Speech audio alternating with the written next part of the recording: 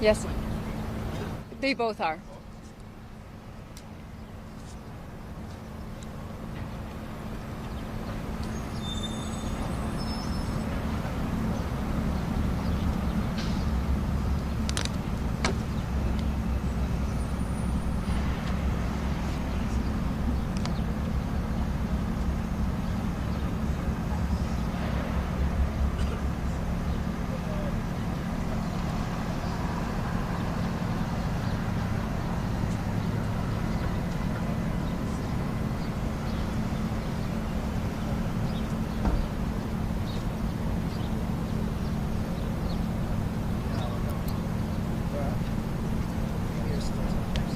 Okay.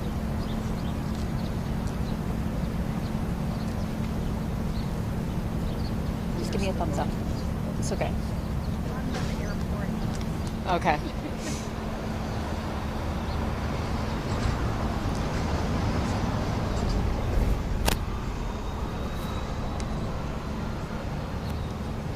Just waiting for one camera to set up.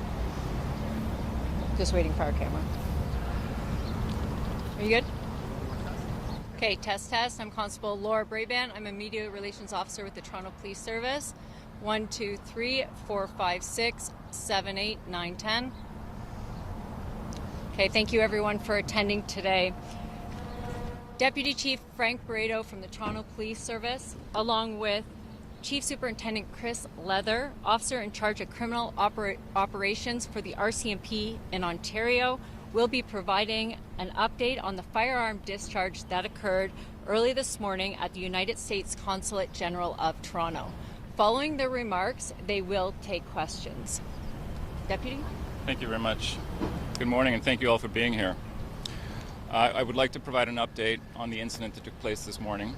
And what that is that at 5:29 a.m. this morning, Toronto Police received reports of a discharge of firearms that took place at 361 University, the site of the U.S. Consulate just behind me. Officers arrived on scene and immediately found evidence of a firearm discharge, shell casings, as well as damage to the building. There were people inside the building. However, this building is highly secure, highly fortified, and there were no injuries. There has also been some evidence to suggest that the firearm discharge may have taken place as early as 4:29 in the morning.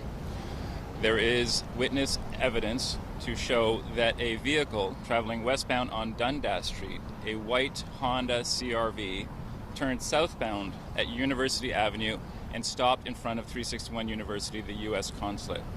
There, two individuals emerged from the vehicle, discharged at what appears to be a handgun at the front of the building, and then got back into their vehicle and drove southbound.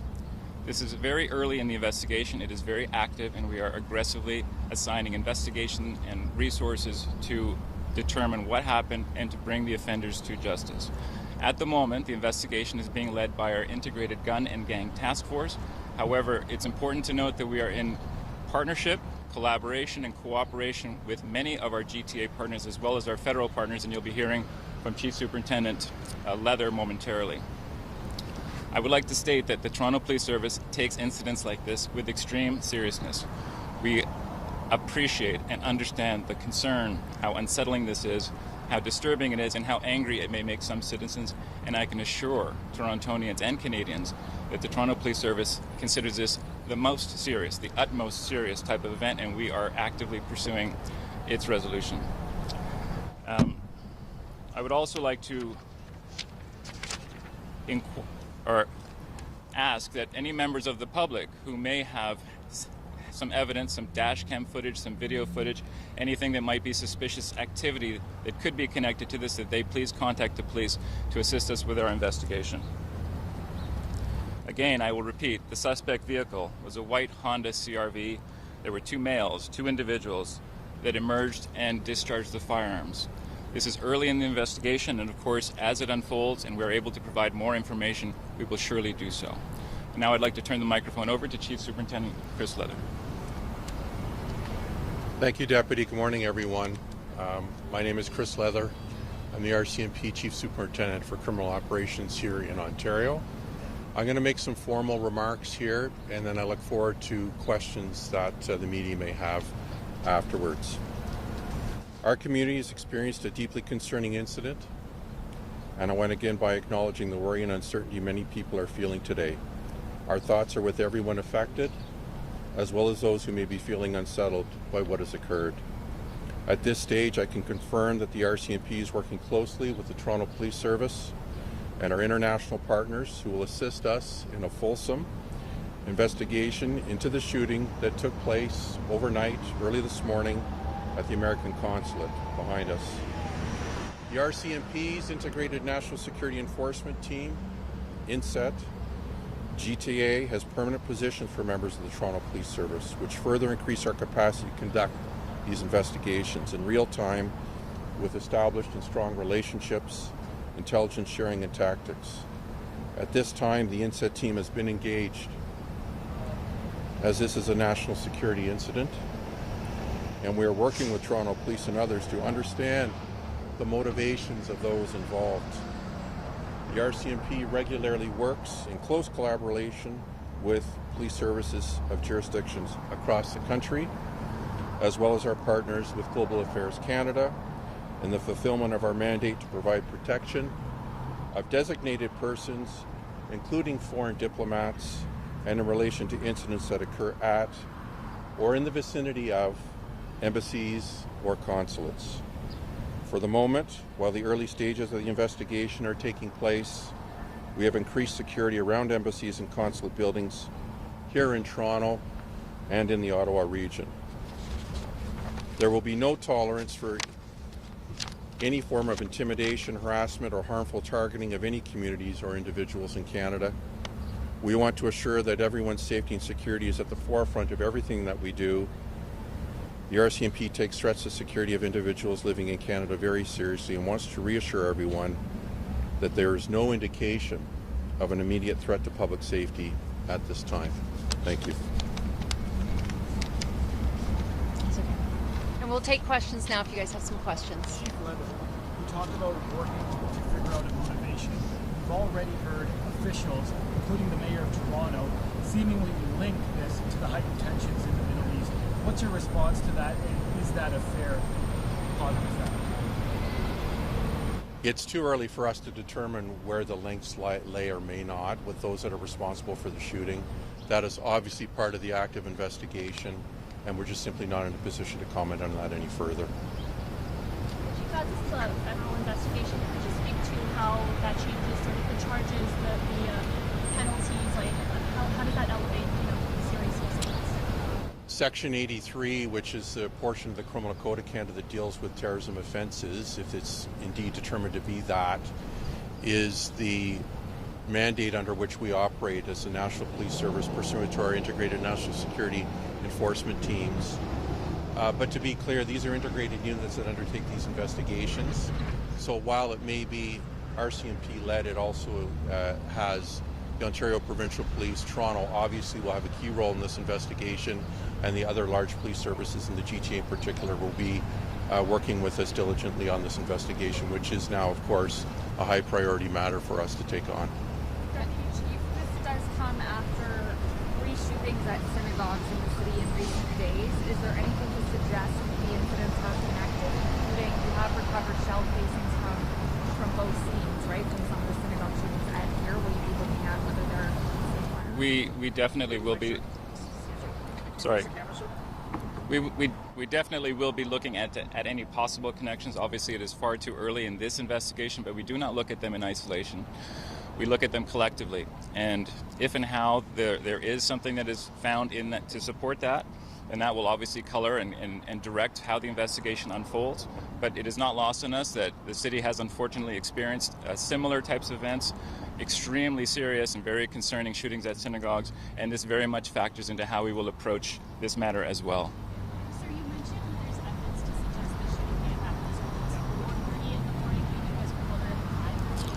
What time do you believe the shooting actually happened at? We believe the shooting happened at 4:30, around 4:29 in fact. And then someone called in at 5:30? Exactly. Or actually, an officer was flagged down. So there was a gap. This is why when we share the time of the event, we would like people to be aware that that would be the time. If you were in this area, if you have dash cam footage, for instance, it would have been around 4:30 or so that we believe the incident to have taken place. Again, I'll state that it's early, so investigators are still piecing things together. But this is an early understanding of when we think the timeline may have been. And just to be clear, now police was at some of the works at the Consulate? I don't have that information to share at the moment. Did both individuals that got out of the vehicle, they both had firearms and both shot at the building? Is that your understanding? It's unfortunately because the investigation is still very active and early. I can't share that. I can tell you that there was a handgun that was discharged and that both individuals were involved in that discharge. And did bullets actually go through the front door? Can you maybe elaborate a bit on the damage? I haven't had a look myself or spoken specifically with anyone about the damage, but I can tell you, as most people would know, this is a heavily fortified building, very secure. The glass and the walls are reinforced, and so I don't believe that there was any penetration, if you will, of projectiles into the building. In fact, it's quite possible that people in the building would not have even noticed. That's how strong this building is behind me. So again, we're still piecing some information together, and as we're able to share more updates, we will do so. How many shots were fired? I can tell you that there were multiple shots fired. I don't have an exact number to share with you at the moment. More than one. Chief Leather, just what's the collaboration right now with U.S. companies? Where does that stand, and what communication is there? There's obviously formal communication going on with our U.S. counterparts, the FBI, the consulate itself here. We've had members at the consulate here this morning, along with Toronto Police, meeting with staff here and their senior executive to discuss the incident. Be rest assured, those conversations are also occurring in Ottawa between officials there and their U.S. counterparts at the embassy. Premier Ford was just speaking, and he mentioned something about how weekly sleeper cells are operating in Canada right now. Is there anything you can share about any intelligence about incidents like this one or others that we're seeing being ordered from outside the country? Yeah, I don't have any information to provide at this time on any sleeper cells that may or may not exist in Canada. Suffice to say that our CSIS counterparts and the INSETs across the country are actively investigating matters such as this, and we will continue to do so. I think it's important that the public realizes that we've had a number of meetings and discussions already this morning with our federal counterparts, and that does include CSIS both here in Toronto region and at national headquarters, and they are tracking this incident very closely as well. When you mentioned stepped up security at consulates, do you just need American consulates in Canada or other countries' consulates and embassies as well? Other consulates as well, including the Israeli consulate, will be seeing a change in the security posture here in Toronto, as well as Ottawa. Any other countries? Not that I'm prepared to speak to at this time. We'll be assessing that on an ongoing basis. But for now, the U.S. consulate and the Israeli consulate will see a change. So why did you choose those two consulates specifically? Well, I think it's fairly obvious based on the incidents that have occurred here in Toronto and elsewhere that these consulates deserve a heightened amount of vigilance and security at this time, in the hopes that we can bring the temperature down in the coming days and weeks. Has something like this ever happened before in the U.S. consulate? Shooting? Not in my memory. I can't recall us either investigating or becoming aware of a shooting here, Deputy. I cannot recall a shooting. I do recall many, many years ago a firebomb incident. We're going back a ways. I mean, it won't be lost on anyone that the U.S. consulate is the site of many protests and demonstrations, as well as because of geopolitical events. The Israeli consulate has seen a lot of gatherings, people assembling, expressing themselves. So that this would be a scene where something like this would be where the manifestation of frustration with geopolitical events would happen is not lost on us, but that might in part explain why this building is as secure and as fortified as it is. Do we know how many people were inside the building at the time of the shooting? I believe there were people inside at the time. I can't confirm that. However, as I was mentioning earlier, the building is so fortified, it's quite possible the people inside would not have noticed that there were shots directed at the front of the building. And are you able to confirm, I'm not sure, how many shots based on the casing? So I'm afraid I'm not able to share that with you. I can say that it was multiple shots, and there were multiple casings. Last question, please. So what's entailed in determining if this is terrorism related? You mentioned that was a possibility. Well, it's definitely a national security incident because we had the U.S. Consulate, after all, struck by gunfire. Whether it's a terrorist event or not, that'll be subject to the investigation that will be undertaken in the coming days and weeks. And that'll be based on the evidence that's collected both here at the scene and subsequently through the work with our partners. Can you just give us an update quickly on traffic? How long is southbound going to be closed for? I'm afraid I'm not able to tell you exactly. I mean, I could follow up with you if you like. I'd speak to the people here that are protecting the scene, and rest assured that as soon as we're able to open up traffic, we will. We realize that this is obviously an inconvenience for people, but the investigation is of a very high priority, and we are making sure that we are not leaving anything to chance and looking at every little detail.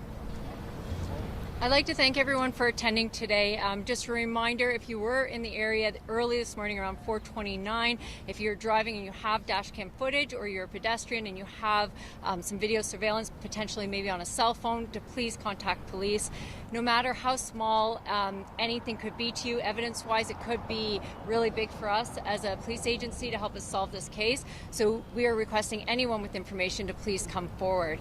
We will be providing updates to the public when we can make them available. So we will share any updates for the investigation when they become available. Thank you everyone for attending. Thank you. Thanks, Laura.